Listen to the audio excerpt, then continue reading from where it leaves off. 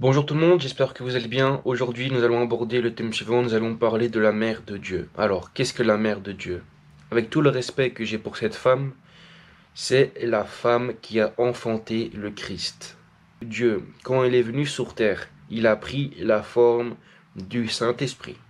Et le Saint-Esprit est venu en Marie, qui était vierge, donc qui n'avait eu aucun rapport avant.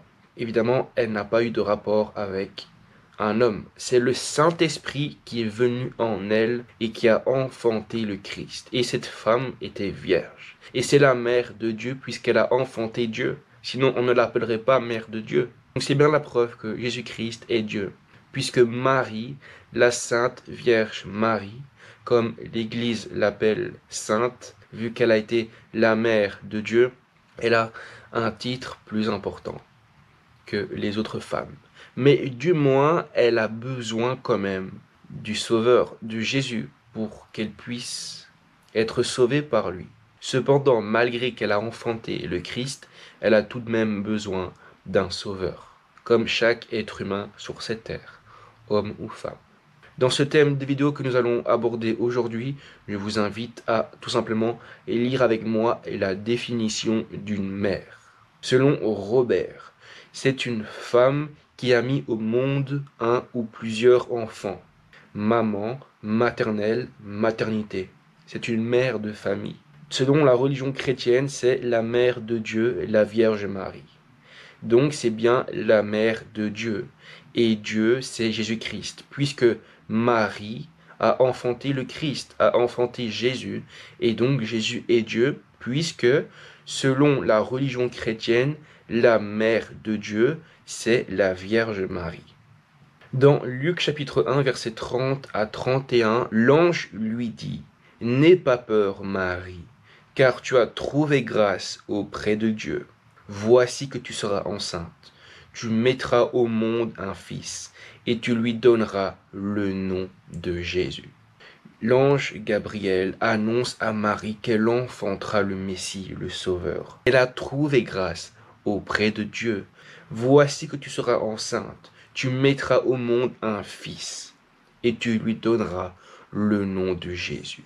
Donc c'est vraiment l'ange qui a annoncé à Marie qu'elle enfantera le Sauveur et elle lui donnera le nom de Jésus. Son deuxième prénom, c'est Emmanuel. Et Emmanuel signifie Dieu est avec nous. Donc c'est bien la preuve que Jésus est bel et bien Dieu. Dans Luc chapitre 1 versets 34 à 35, la Bible nous dit, Marie dit à l'ange, comment cela se fera-t-il, puisque je n'ai point connu d'homme? L'ange lui répondit, le Saint-Esprit viendra sur toi, et la puissance du Très-Haut te couvrira de son ombre. C'est pourquoi le Saint-Enfant qui naîtra en toi sera appelé Fils de Dieu. L'ange répondit à Marie, la puissance de Dieu viendra en toi. Le Saint-Esprit enfantera un fils, et tu lui donneras le nom de Jésus. C'est pourquoi le Saint-Enfant qui naîtra de toi sera appelé Fils de Dieu. Mais alors, comment se fait-il que Dieu s'est fait homme, que Dieu est descendu de son trône de gloire sur terre, en prenant la forme d'un serviteur, en se rendant semblable aux hommes, puisque Dieu avait besoin qu'il y ait une expiation pour le pardon de nos péchés. Et c'est Dieu qui a pourvu lui-même à la croix. Dieu, en effet, n'a pas envoyé son Fils dans le monde pour qu'il juge le monde, mais pour que le monde soit sauvé par lui. Dans Matthieu chapitre 1, versets 18 à 21, la Bible nous dit, « Voici de quelle manière arriva la naissance de Jésus-Christ. Marie, sa mère, ayant été fiancée à Joseph, se trouva enceinte par la vertu du Saint-Esprit. Joseph, son époux, qui était un homme de bien et qui ne voulait pas la diffamer, se proposa de rompre secrètement avec elle. Pourquoi Joseph voulut rompre avec elle, puisque Marie allait enfanter un fils?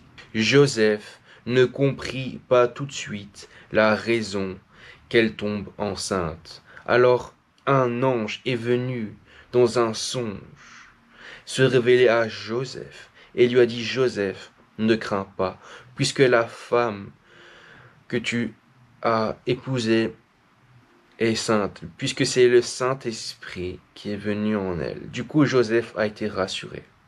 Comme il y pensait, voici un ange du Seigneur lui apparut en songe et dit, Joseph, fils de David, ne crains point de prendre avec toi Marie, ta femme, car l'enfant qu'elle a conçu vient du Saint-Esprit.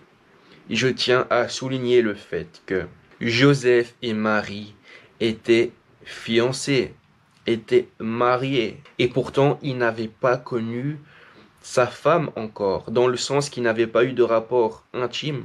C'est bien la preuve que quand vous vous marierez, que ce soit avec votre épouse ou votre époux, vous devez attendre le cadre du mariage pour avoir des rapports intimes. Parce que c'est la volonté de Dieu, c'est que ton époux soit patient, c'est qu'il n'est pas là pour la convoitise de la chair, mais au contraire, il est là car il t'aime. L'amour est patient, il est plein de bonté, il ne cherche point son intérêt. Et quand tu te maries, il faut attendre le mariage pour avoir des rapports intimes. Et ce n'est pas parce que ce sont des textes d'il y a 2000 ans que ceci n'est plus d'actualité. La Bible nous dit que Dieu est le même hier, aujourd'hui et éternellement. Et la volonté de Dieu pour ta vie, les instructions, les injonctions bibliques, l'Esprit Saint ne change point, mais au contraire, il t'accompagne. Et malgré que ces textes ont été écrits il y a 2000 ans, la volonté de Dieu pour ta vie est que tu attendes le mariage. À notre époque actuelle, cela compte toujours. Elle enfantera un fils, et tu lui donneras le nom de Jésus. C'est lui qui sauvera son peuple de ses péchés. Donc c'est bien la preuve que Marie, étant la mère de Dieu, enfantera un fils. Donc, pourquoi enfantera un fils? Puisqu'on l'appelle mère de Dieu.